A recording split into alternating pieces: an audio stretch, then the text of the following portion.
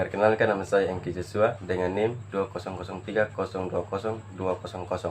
Kelas C semester 1, jurusan Administrasi Bisnis, Fakultas Ilmu Sosial dan Ilmu Politik, Universitas Nusa Cendana, Kupang. Video ini saya buat untuk memenuhi review buku 10. Isi buku 10 ialah apa itu sosiologi. Sosiologi adalah studi sistematis dan ilmiah tentang perilaku manusia, kelompok sosial dan masyarakat. Sosiologi memeriksa kekuatan struktural dan kelembagaan yang membentuk kehidupan sehari-hari, perilaku dan nilai-nilai sosial kita, dan melihat bagaimana kehidupan membantu menciptakan struktur dan institusi sosial tersebut. Membandingkan dan membedakan sosiologi dengan ilmu sosial dan perilaku lainnya, dan disiplin ilmu terkait. Sosiologi adalah disiplin akademis, tetapi ini tidak berarti bahwa itu hanya sesuatu yang harus dipelajari. Sosiologi pertama adalah sesuatu yang hidup. Menemukan sosiologi. Komunitas, bangsa, dan banyak organisasi lain, beberapa di antaranya melampaui batas negara ini. Sosiologi dan ilmu sosial dan perilaku lainnya, serta disiplin terkait. Sosiologi seharusnya membedakan kita dari hewan lain, dan meskipun itu terkait dengan kelangsungan hidup, itu melampaui dorongan biologis atau naluriah belaka untuk mengelompok untuk bertahan hidup, serta ketergantungan antara masyarakat dan individu. Ini adalah fokus utama sosiologi, dan untuk memahaminya diperlukan pengembangan imajinasi. Sosiologi merupakan kualitas pikiran yang memberikan pemahaman tentang diri kita sendiri dalam konteks masyarakat yang lebih luas. Sosiologi imajinasi. Sosiologi ilmu sosial dan perilaku berfokus pada perilaku orang dan berusaha menjelaskan setidaknya sampai batas tertentu apa yang mereka lakukan, bagaimana mereka melakukannya, dan mengapa mereka melakukannya. Namun setiap disiplin memiliki penekanan dan fokus utama yang berbeda yang membedakannya dari yang lain. Sosiologi mempelajari perilaku manusia dengan penekanan pada struktur sosial, kelompok sosial,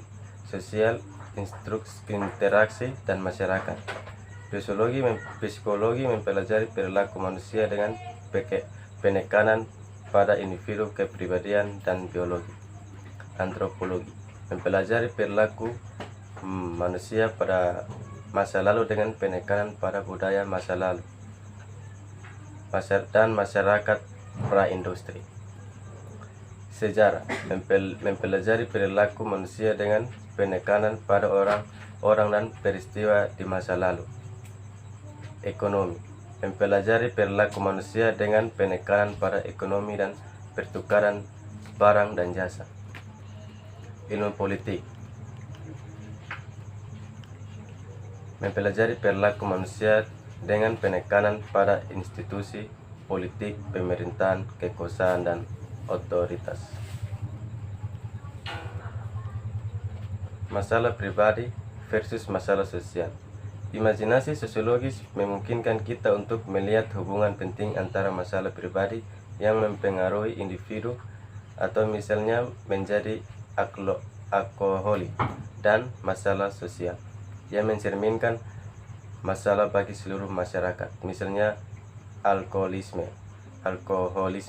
Perbedaan ini merupakan komponen penting dan sosiologi karena kemungkinan kita untuk melihat secara umum, serta khusus sosiologi mempelajari pola perilaku untuk menarik kesimpulan umum tentang masalah sosial yang melampaui efek masalah atau masalah pada individu tertentu. Misalnya, meskipun alkoholisme mungkin memiliki konsekuensi yang menghancurkan bagi pecandu alkohol dan keluarga dekatnya, sosiologi berfokus pada masalah alkoholisme yang lebih besar dan dampaknya terhadap masyarakat.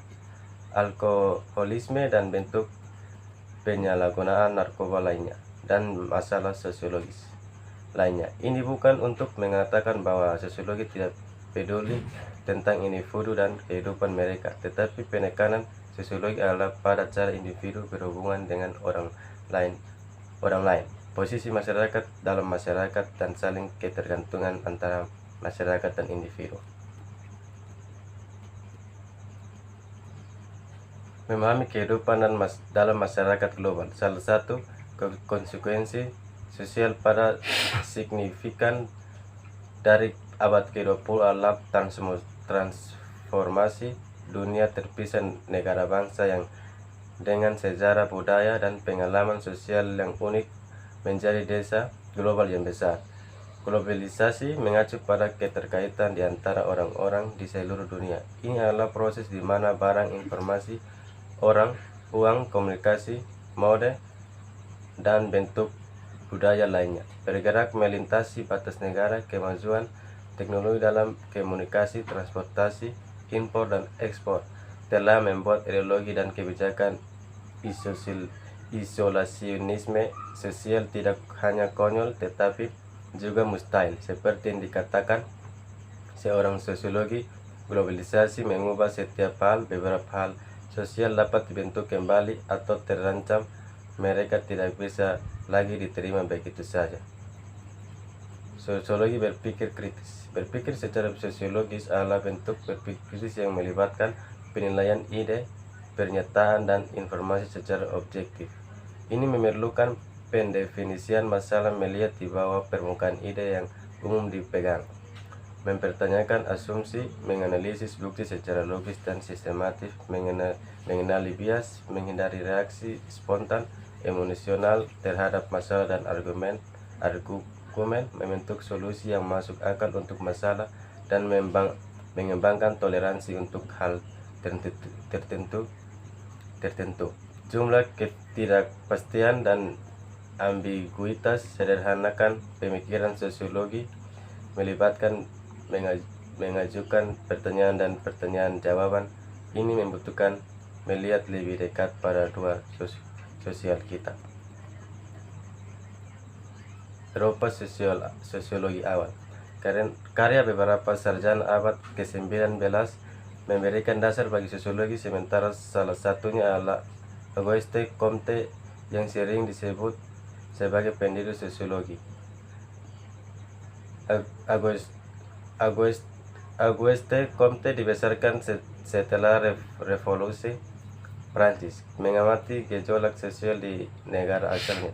Dia percaya bahwa pendekatan ilmiah baru untuk memecahkan masalah yang sedang melanda Eropa mungkin juga dapat diterapkan pada studi tentang masyarakat. Dia menciptakan istilah sosiologi dan menulis filsafat positif, pendekatan sosiologi sistematif pertama untuk mempelajari masyarakat, ilmu baru. Comte menekankan positivisme, penggunaan observasi, pembandingan eksperimen, dan metode sejarah untuk menganalisis masyarakat.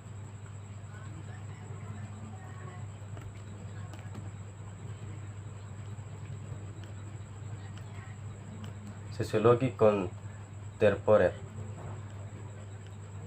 Kontribusi teoritis dan metodologis dari para sarjana ini kemudian dikenal sebagai Chicago School dan menyediakan sosiologi dengan interaksionisme simbolik. Salah satu dan tiga utama perspektif teoritis, sudut pandang atau cara tentu dalam memandang sesuatu yang mendominasi sosiologi saat ini. Dua lainnya adalah fungsionalisme struktural dan konflik. Ketiga perspektif utama ini berfungsi sebagai paradigma, kumpulan asumsi dan ide yang membantu pertanyaan, penelitian, metode, analisis dan interpretasi dan pengembangan teori. Simbolik interaksionis perspektif interaksionis simbolik memandang makna sosial sebagai yang timbul melalui proses interaksi sosial. Interaksionisme simbolik kontemporer bertumbuh pada tiga premis dasar. Perspektif teoritis utama dalam pandangan sosiologi. Yang pertama tentang masyarakat, yang kedua konsep dan ide utama, yang ketiga kekuatan, yang keempat kelemahan, yang kelima interaksionalisme simbolik, yang keenam fungsionalisme struktural, yang ketujuh konflik. Para pendukung perspektif ini sering disebut sebagai perspektif interaksinus, terlibat dalam analisis tingkat mikro yang berfokus pada interaksi sehari-hari dari individu dan kelompok dalam situasi sosial tertentu.